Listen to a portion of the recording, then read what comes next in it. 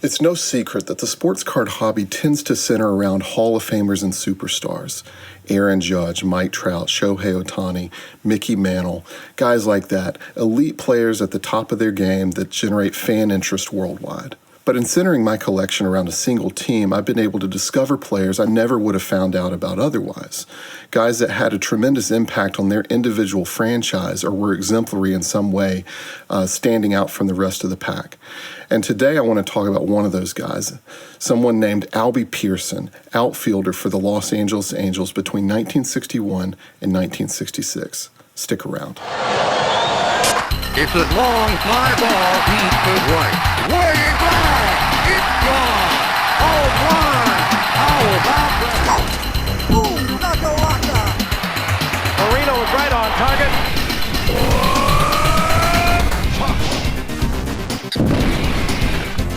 We are live from the Orange Bowl in Miami, Florida.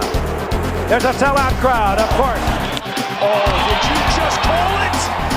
And he does!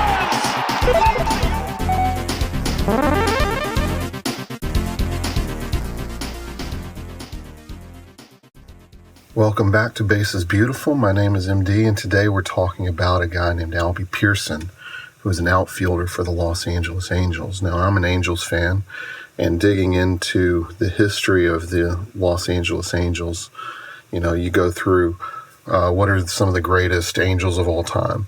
And usually early on in that list, if it's chronological, will be Albie Pearson.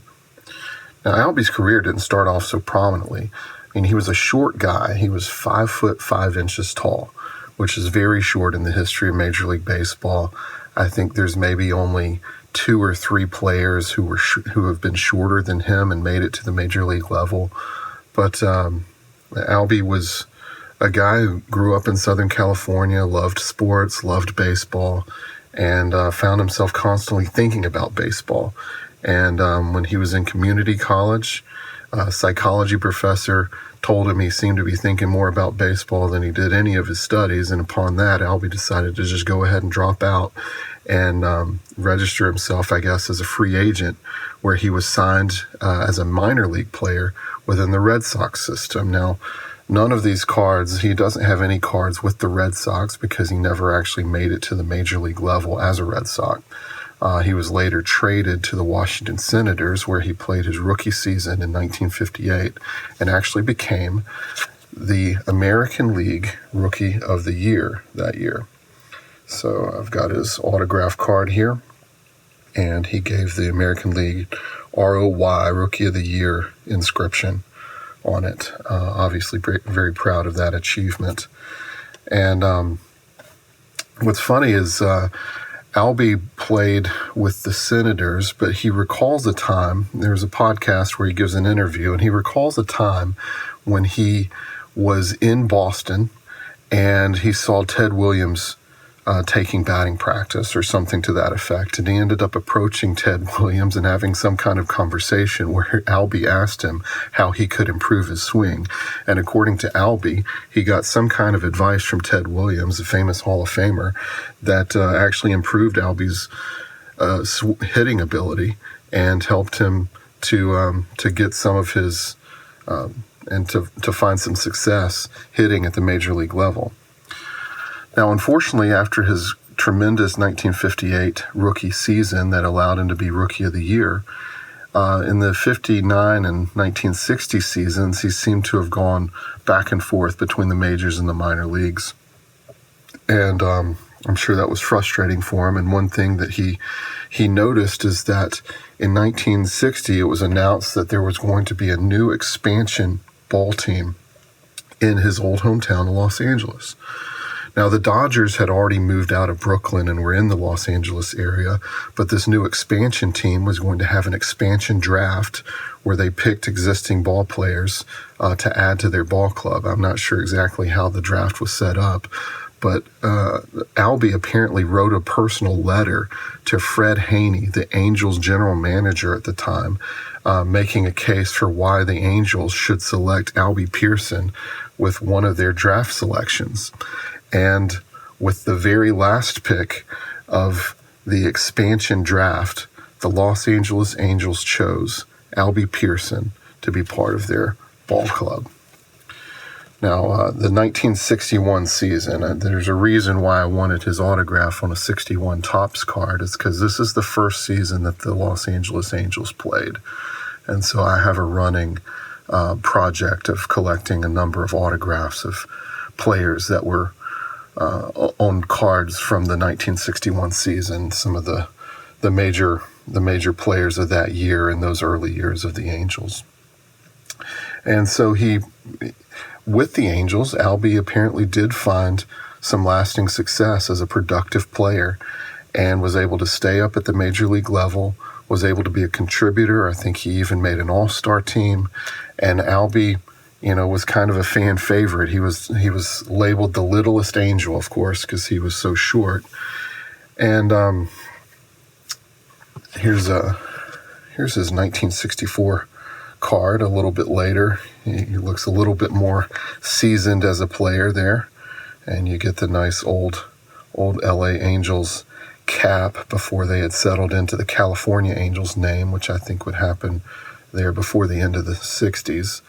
But, Albie reflects on a time in his life when he became a Christian. And, many ball players, many sports players talk about their faith openly, and Albie certainly is no exception there.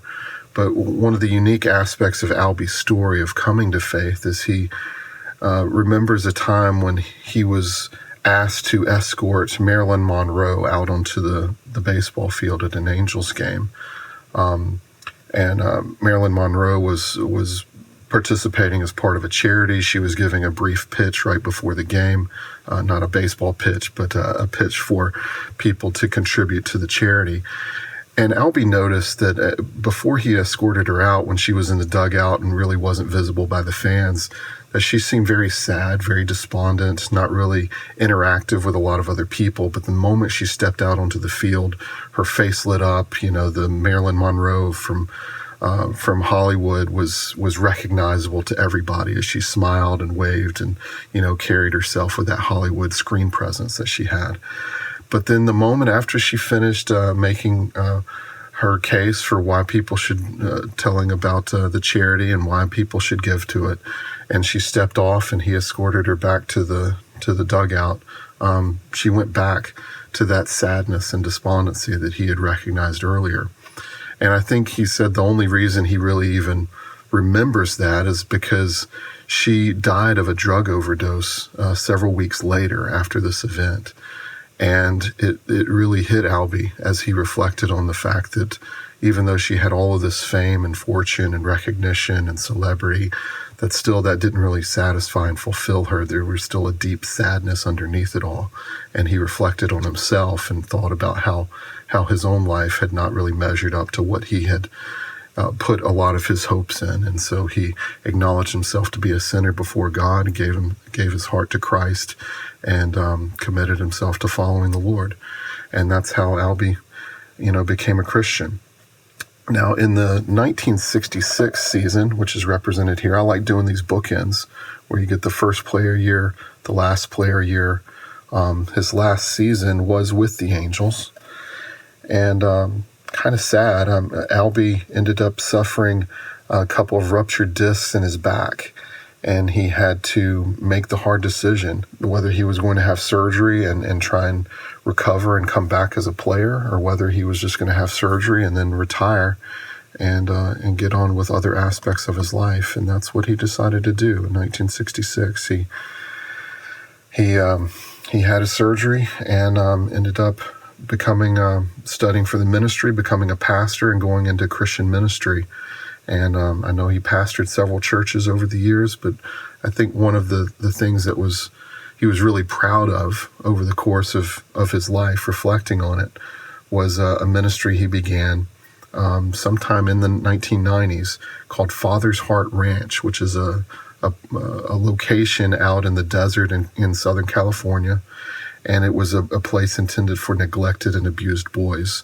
These young boys who were kind of the outcasts within their family or came from really particularly bad home situations. It was a safe place for them to come to be instructed and built up and encouraged.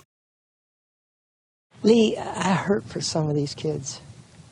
My joy is to see young people with no hope get hope and get their lives changed. He just felt like there was such a dramatic response that was there. It was like little miracles is what he would call a lot of the boys there, because he loved them and he was happy to set them on a better path. Well, sadly, I learned that Albie Pearson died just last year in 2023 at the age of 88 years old. He was living in Bentonville, Arkansas at the time.